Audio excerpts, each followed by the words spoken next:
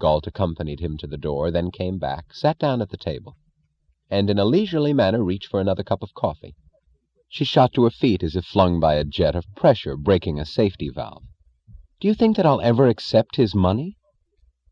He waited until the curving streak of coffee had filled his cup, then glanced up at her and answered, "Yes, I think so." "Well, I won't. I won't let him risk his life for it." "You have no choice about that." "I have the choice never to claim it." "Yes, you have." "Then it will lie in that bank till doomsday." "No, it won't. If you don't claim it, some part of it, a very small part, will be turned over to me in your name." "In my name? Why?" "To pay for your room and board." She stared at him, her look of anger switching to bewilderment, then dropped slowly back on her chair. He smiled. "How long did you think you were going to stay here, Miss Taggart?" He saw her startled look of helplessness. "You haven't thought of it?" "I have." "You're going to stay here for a month, for the 1 month of our vacation, like the rest of us. I'm not asking for your consent. You did not ask for ours when you came here. You broke our rules, so you'll have to take the consequences. Nobody leaves the valley during this month. I could let you go, of course, but I won't.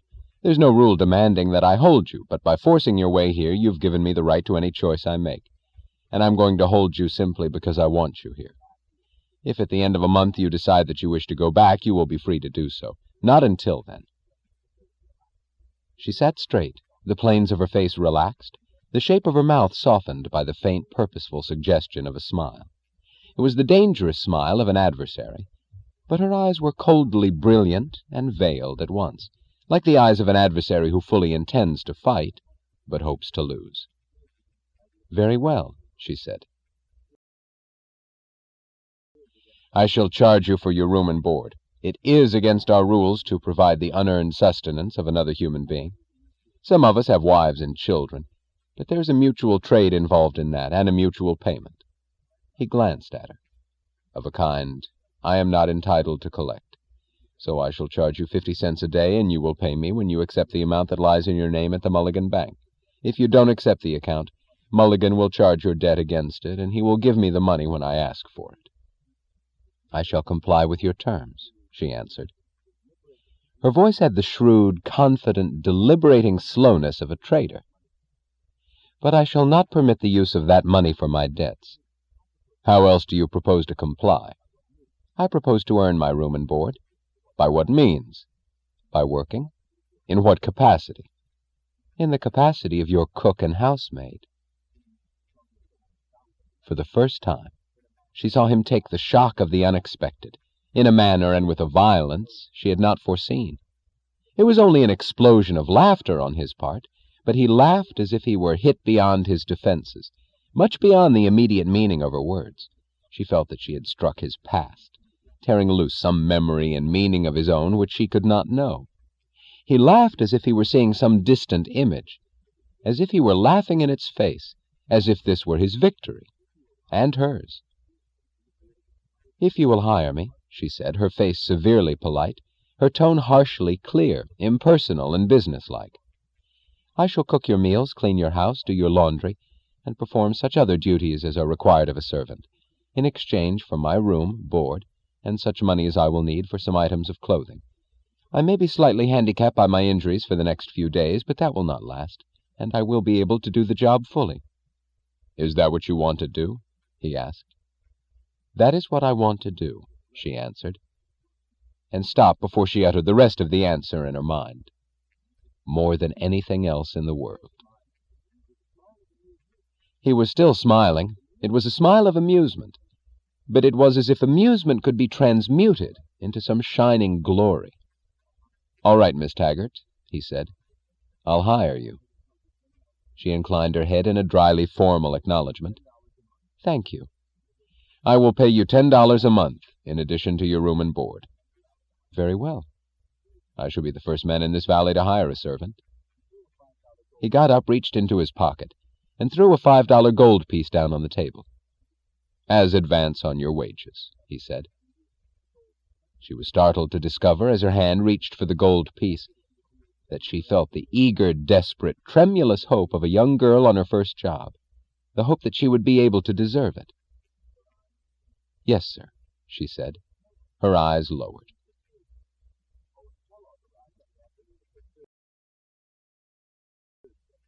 Owen Kellogg arrived on the afternoon of her third day in the valley. She did not know which shocked him most: the sight of her standing on the edge of the airfield as he descended from the plane, the sight of her clothes, her delicate transparent blouse tailored by the most expensive shop in New York, and the wide cotton print skirt she had bought in the valley for 60 cents, her cane, her bandages, or the basket of groceries on her arm. He descended among a group of men. He saw her. He stopped, then ran to her, as if flung forward by some emotion so strong that, whatever its nature, it looked like terror. "Miss Taggart," he whispered, and said nothing else, while she laughed, trying to explain how she had come to beat him to his destination. He listened as if it were irrelevant, and then he uttered the thing from which he had to recover. "But we thought you were dead." "Who thought it?" "All of us. I mean, everybody in the outside world."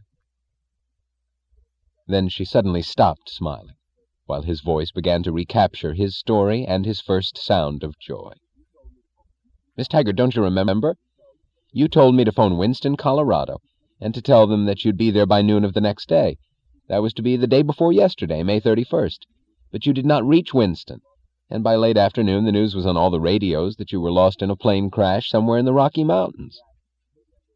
She nodded slowly, grasping the events she had not thought of considering. "I heard it aboard the Comet," he said, "at a small station in the middle of New Mexico. The conductor held us there for an hour while I helped him to check the story on long-distance phones. He was hit by the news just as I was. They all were, the train crew, the station agent, the switchman. They huddled around me while I called the city rooms of newspapers in Denver and New York. We didn't learn much, only that you had left the Afton airfield just before dawn on May 31st, that you seemed to be following some stranger's plane, that the attendant had seen you go off southeast, and that nobody had seen you since, and that searching parties were combing the Rockies for the wreckage of your plane." She asked involuntarily, "Did the Comet reach San Francisco?" "I don't know. She was crawling north through Arizona when I gave up. There were too many delays, too many things going wrong, and a total confusion of orders. I got off and spent the night hitchhiking my way to Colorado, bumming rides on trucks, on buggies, on horse carts, to get there on time. To get to our meeting place, I mean, where we gather for Midas's ferry plane to pick us up and bring us here." She started walking slowly up the path toward the car she had left in front of Hammond's grocery market. Kellogg followed, and when he spoke again, his voice dropped a little, slowing down with their steps, as if there were something they both wished to delay. "I got a job for Jeff Allen," he said. His voice had the peculiarly solemn tone proper for saying, "I have carried out your last will. Your agent at Laurel grabbed him and put him to work the moment we got there. The agent needed every able-minded man he could find." They had reached the car, but she did not get in. "Miss Taggart, you weren't hurt badly, were you? Did you say you crashed, but it wasn't serious?" "No, not serious at all. I'll be able to get along without Mr. Mulligan's car by tomorrow, and in a day or two I won't need this thing either." She swung her cane and tossed it contemptuously into the car. They stood in silence. She was waiting. "The last long-distance call I made from that station in New Mexico," he said slowly, "was to Pennsylvania. I spoke to Hank Reardon. I told him everything I knew. He listened, and then there was a pause, and then he said, 'Thank you for calling me.'" Kellogg's eyes were lowered.